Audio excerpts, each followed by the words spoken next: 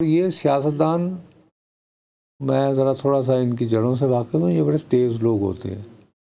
Doctor محبوب اللہ کا اللہ بخشے، انہیں بہت ذہینات بھی ہوتے تھے اور بہت بڑے ٹیکنوکریٹ تھے۔ بھائی ورلڈ بینک کے وائس پریزیڈنٹ رہے، جنرل ضیاء الحق کا ان کے سر پر پورا چھتری بھی تھی، محمد خان جنیجو نے یوں فارغ کر دیا۔ مہربانی کریں، ٹھیک ہے آپ بہت طاقتور آدمی۔ اب یہ کہہ رہے ہیں کہ اگر اسی طرح رویہ رہا تو یہ بھی میں یہ نہیں کہہ رہا، میں کچھ نہیں کہہ رہا، میں اشارہ کر رہا ہوں کہ خام خواہ کا متھا لگانے کی ضرورت نہیں ہوتی۔ دو افراد سے محفوظ رہنا چاہیے، سیاستدانوں سے اور صحافیوں سے۔ صحافی بھی جو ہے نا، اگر صحیح معنوں میں ہے، وہ اپنی جیب میں پتھر رکھ لیتا ہے، انتظار کرتا ہے کہ یار کیسے ٹائم آئے گا تو مارا گا، کیسے زندہ ٹٹھے گا۔ انہوں نے تو کل دونوں کو فارغ کر دیا، انہوں نے کل دونوں کو ناراض کر دیا، تو اب دیر لگے گی۔ ایک شرلی آپ نے 2 دن سے پکڑی ہوئی ہے، اس کی وجہ سے پاکستان میں تھرتھلی مچ گئی ہے۔ وہ آپ نے ذکر کیا نا کہ تنخواہوں کا، چیئرمین سینیٹ اور اسپیکر قومی اسمبلی کی تنخواہوں میں اضافے کا، اس پہ بھرپور انداز سے بولے آج رضا ربانی صاحب۔ چلو رضا ربانی بیچارہ، وہ تو ابھی ان کو سینیٹ کا ٹکٹ بھی نہیں دیا گیا نا، ٹھیک ہے نا، لیکن بہرحال سیاستدان بڑا 18ویں ترمیم کے خالق اور کنسنسس ہے نا یہ وہ، اور ان کا فرمانا بالکل بجا ہے۔ اس میں ان کی جو میرا خیال ہے کہ تنخواہوں کے بارے میں سب سے زیادہ جو مناسب آواز اٹھی ہے، وہ آپ پسند کریں یا نہ کریں، وہ خواجہ آصف نے بلکہ اس کے لیے لفظ مالی فحاشی، اکنامک پورنوگرافی، یہاں تک لفظ استعمال کی، اور وہ آج بھی سنا ہے کہ کچھ ان کو اس میں کوئی ایسا لفظ بھی تھا نا کہ وزیر خزانہ پارلیمان کی توہین۔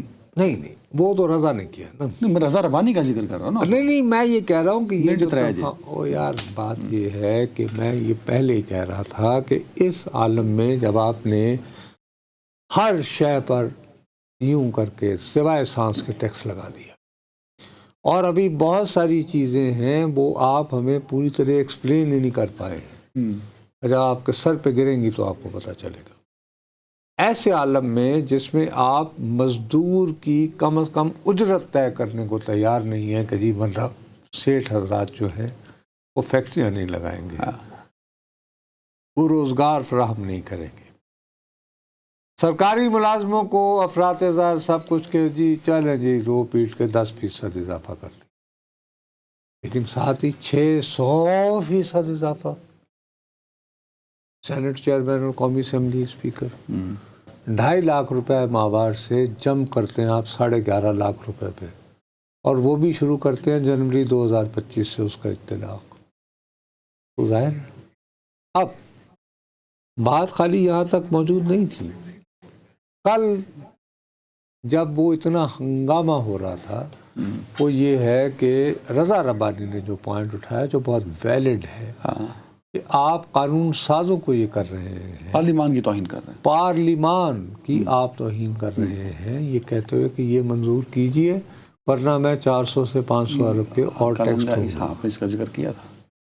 آپ کا یہ خیال ہے کہ میں نے رضا ربانی صاحب کو یہ چلیں میں نے اپنا ایک لنک کر دیا۔ یار ایسے مت کیا کرو، بات جو بڑی سامنے نظر آ رہی ہوتی ہے کہ جناب وزیر خزانہ صاحب آپ بڑے ذہین ہیں، بڑے اچھے ہیں، آپ ٹیکنوکریٹ ہیں، آپ کو سلام، آپ کی ذہانت کو بھی دل سے سلام، پر یہ نہ کریں جو آپ کا، لیکن دس از ناٹ دا وے۔ اور اس کا تم آج ایک اور رزلٹ نہیں تم نے دیکھا، وہ کیا؟ آج ہی ان کو وزیر مملکت دے دیا گیا۔ وہ تو بلال اظہر قیانی جو ہے، کیوں دیا گیا؟ انہوں نے دیکھا کہ یار یہ تو مسائل کھڑے کر رہے ہیں ہم حکومت کے لیے، تو اس لیے کوئی ایسا وزیر دو جو لوگوں کے ساتھ ذرا بنا کے رکھے، ذرا انہیں ٹھنڈا کر کے، کیونکہ یہ تو صحافی بھی ناراض ہو گیا تو انہوں نے کہا کوئی فرق نہیں پڑتا۔ نہیں سیاستدان بھی جو وہ کچھ کمپنیاں تھی 100 سے زائد کمپنیاں جن کو استثناء دیا گیا تھا، 6,000 ارب روپے بنتا تھا اسے استثناء کا۔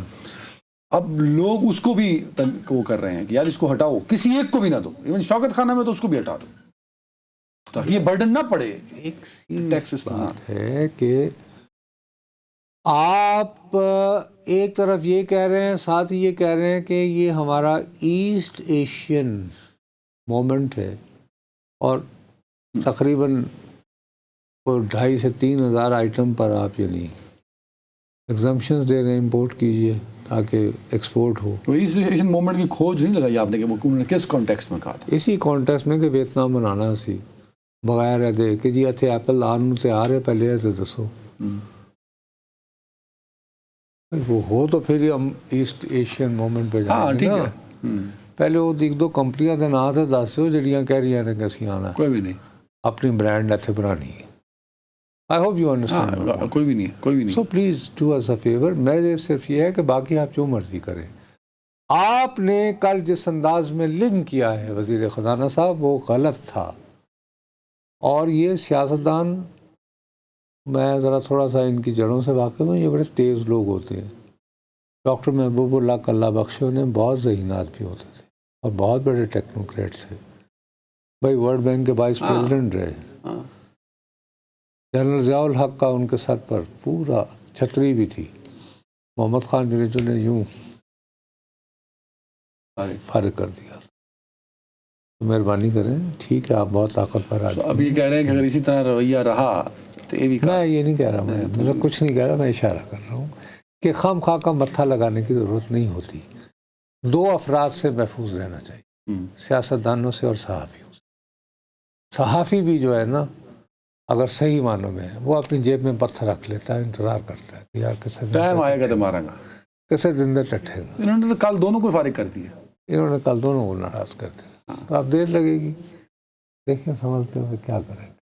لیکن ان پہ جو سب سے بڑی بات یہ ہے کہ تمہارا کیا خیال ہے خواجہ آپ آصف؟ نے کل بتایا کہ 85 سے آپ نے کوئی بجٹ مس نہیں کیا. بجٹ کبھی بھی اچھا نہیں ہوا, ایسا ہی ہوتا ہے. ہاں ایسی بات ہے. اس کے بعد پوسٹ بجٹ ہوتا ہے جس میں وزیر خزانہ کھڑے ہوتے ہیں, پارلیمان میں پوسٹ بجٹ پہ تو وزیر خزانہ ایسے کر رہا ہوتا ہے کہ میں نے کیا کیا ہے. میں تو آپ کا خادم ہوں, میں نوکر ہوں, لیکن میں کیا کروں. اس کا رویہ یہ ہوتا ہے. تو یہ نہیں تھا. بٹ سب کو ٹھیک کر دیا. بھائی یہ بات ایک سمجھ نہیں رہے ہیں کہ یہ شہباز صاحب کا چوتھا بجٹ ہے. لوگ کہتے ہیں کہ کون سا ایسا بجٹ ہوگا جس میں آپ کہیں گے کہ سب کچھ ٹھیک ہو گیا, چلیں آپ اور کتنے برس. یہ جب تک ان کو کوئی یہ بات نہیں سمجھائے گا نا. چلیں ٹائم ختم ہو گیا جی, ہمارا ختم ہوا ہے. اورنگزیب سب توڑا نہیں ہوا. پلیز فوکس آن تھنگس تاکہ چیزیں بہتر ہو سکیں.